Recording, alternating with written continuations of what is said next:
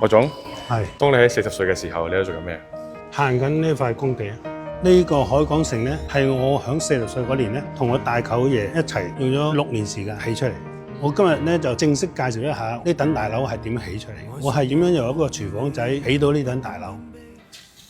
今日收鋪啊？係啊，又租咗你嘅鋪，係咪啊？係咪又係創業者？創業者師啊，係呢度就我辦公室，成層都係。成層都係。哦啊，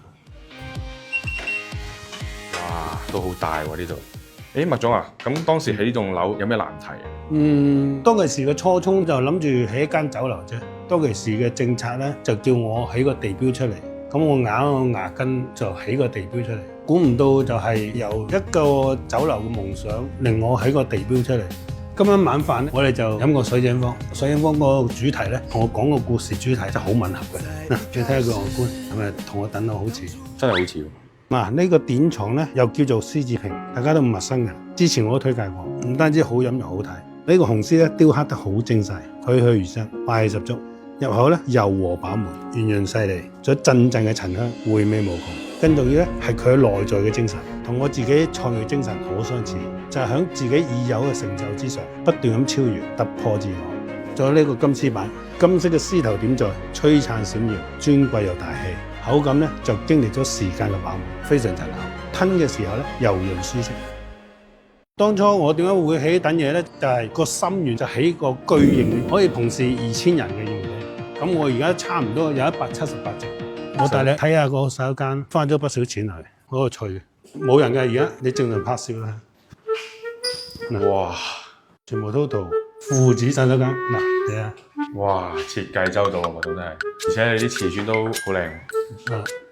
我哋係辦公、購物、飲食一體化。有幾多平方呢度？20萬平方，其中負3層係做地庫啊，1500幾個停車位，加埋地面成差唔多2000個停車位。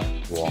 你睇下呢度婚禮佈置都咁大，我哋比酒店咁闊落。係咯，好多想像空間。呢個就係酒樓嘅特色啫。哦，係我哋開放式海邊池，似唔似海洋公園啊？似啊，博物館咁啊。